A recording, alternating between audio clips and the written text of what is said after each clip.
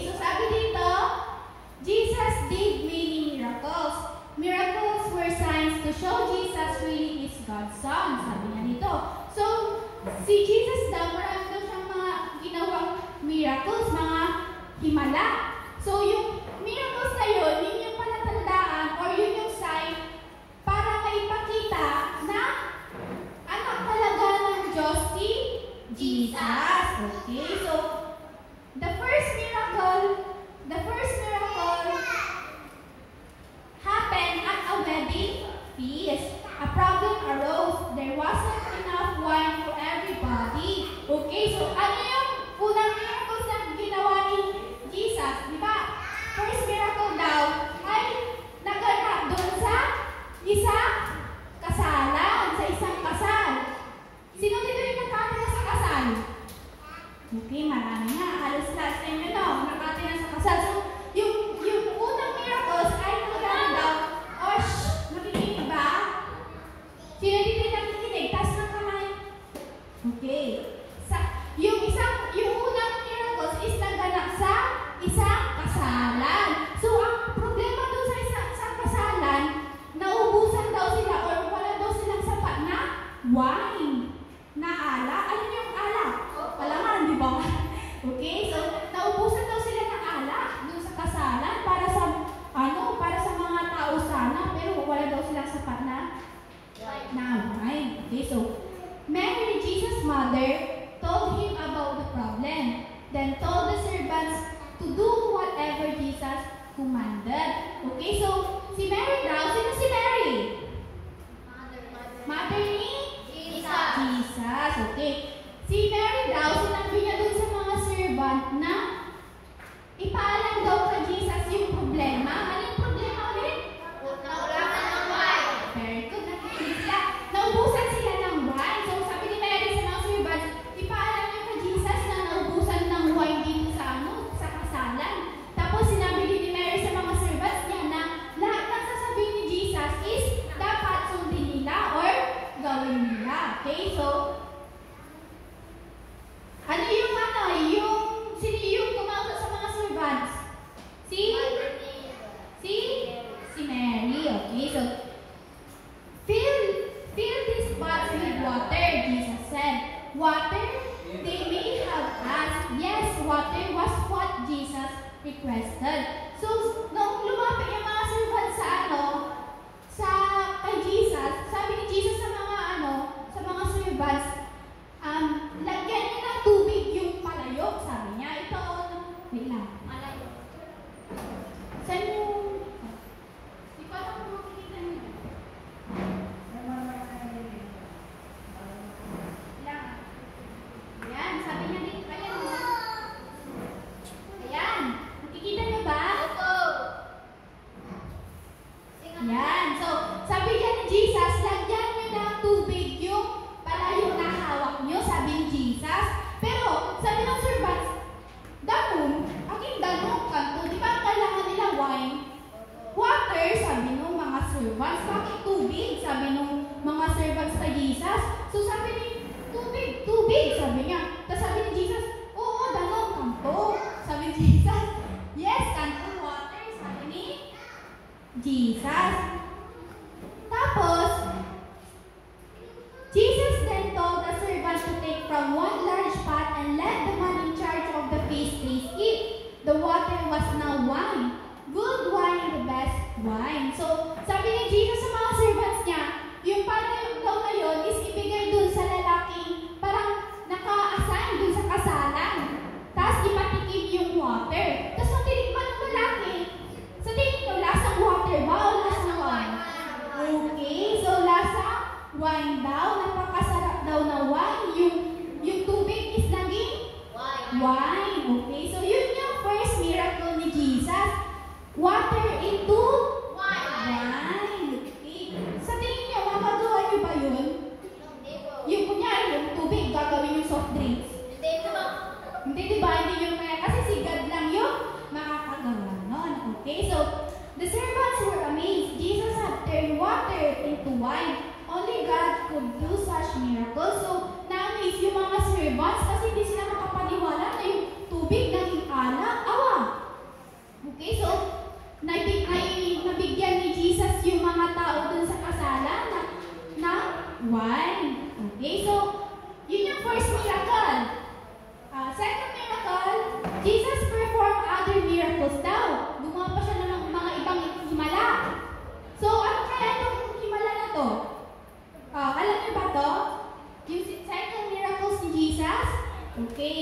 So one evening, he and his disciples went to Peter's house. Peter's mother-in-law was very sick with a fever, sabi niya. So si Jesus daw, nung isang gabi daw, si Jesus, tas yung mga disciples niya, pumunta doon sa bahay nila, Peter. So nung pumunta sila doon, nasa loob sila ng bahay ni Peter, nakikinig ba? Saan sila pumunta? Bahay ni Peter. Okay, so si Jesus, sino yung kasama ni Jesus? Peter. Mga disciples. Mga disciples. Pero si Peter, si Peter, disciples din yung Jesus. Peter, tas si Jesus, si Jesus, tas yung mga disciples niya pumunta sa bahay ni Peter. Tas kung ano sila sa bahay nila ni Peter, nakita nila na yung mama ni Peter is may malalang sakit, may lagnat. Okay, sino dito yung matrinang nilagnat? Okay, tayo no, halos lahat tayo no. Okay, yung mama ni Peter, nilalagnat din daw. So, Jesus touched the sick woman's hand. In a moment, she was well again. She got up to serve Jesus and the disciples. So, nung nalaman Jesus na may sakit yung mama ni Peter, inawakan niya yung mama ni Peter at bigla gumaling yung mama ni Peter. Kunyari, si Giselle, inawakan ko siya. Wala, gumaling na siya. Nakatayo na siya. Nakapaglakad na siya. Ganon yung ginawa ni Jesus. So, gumaling yung mama ni Peter. Malalang sakit. Tapos pinagaling ni Jesus. So, it seemed the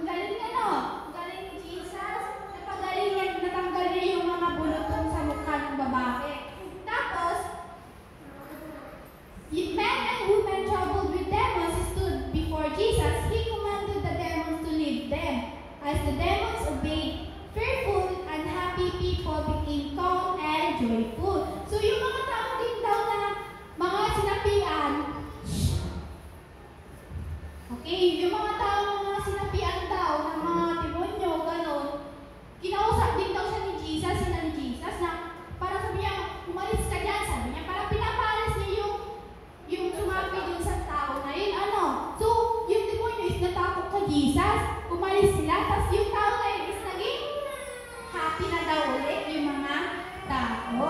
Okay, so, wala, may umiiyak. Labas. Okay, so, behind the crowd, 4 men tried to help their friend to Jesus, but they could not get near. Sabi niya, what could they do? So, sa kabila doon yung di ba nakita niyo kanina maraming tao na pupunta dun sa bahay nila Peter? So, meron daw 4 na lalaki na gustong tulungan yung kaibigan nila na may sakit. Pero hindi daw sila makalapit kay Jesus.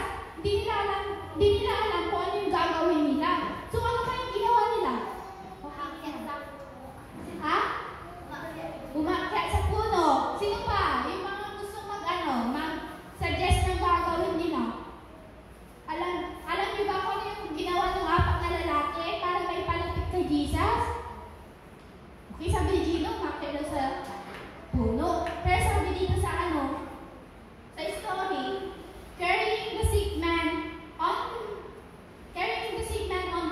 the roof of the house. The 4 faithful friends pulled the roof apart and lowered him down. Now, he was close to Jesus. So, ang ginawa daw nila is, binutasan daw nila yung bubong ng bahay ni Peter.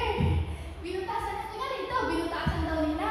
Kasi, di ba, nasa loob si Jesus. So, ang ginawa ng 4 na lalaki, binutasan nila yung bubong para ipasok doon yung may sakit na kaibigan nila. So, nung nakita ni Jesus yun, is, syempre, na-miss si Jesus kasi gumawa pa rin sila ng paraan para ilapit yung kaibigan niya kay Jesus nila.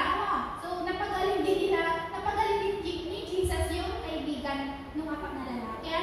So, yun yung second na miracle natin. Yung first is water into wine. Second is pinapagaling ni Jesus yung may mga sakit, yung may mga may dinadamdam, So, third and last na miracles ni Jesus, ano kaya yun? Third and last na miracles ni Jesus. Okay, so soon after, Jesus was in a boat with the disciples. A frightful storm churned up the sea. Jesus was asleep. The terrified disciples walked in. Lord, save us, they cried. We perish. So, yung third miracles daw is, si Jesus daw is nasa isang bangka daw sila, kasama niya yung mga disciples. So, nung nasa bangka daw sila, nasa dagat sila ni Jesus yung mga disciples, nagkaroon daw ng malakas na bagyo. So, habang nagkakaroon daw ng malakas na bagyo is, si Jesus natutulog siya. So, ginising siya ng mga disciples. Sabi niya, Lord, sabi niya, save us, iligtas mo kami, sabi niya. So, be still, Jesus commanded the waves. Immediately, the sea was calm, sabi niya. So, pinakalma ni Jesus yung bagyo, yung inausap niya yung mga hangin, tapos yung tubig, yung dagat, yung mga waves na kumalma sila. So, nakinig sila. Grabe nakakausap ni Jesus yung hangin, yung ilog, yung dagat, So, kumalma sila, So, yun yung last na miracles. Pinatigil ni Jesus yung bagyo. Okay, so, hindi lang 3 miracles yung ginawa ni Jesus. Marami pa tayong mga miracles marami pang miracles na ginawa si Jesus sa atin. Pero this morning, ang nabanggit ko lang is 3 miracles. Ano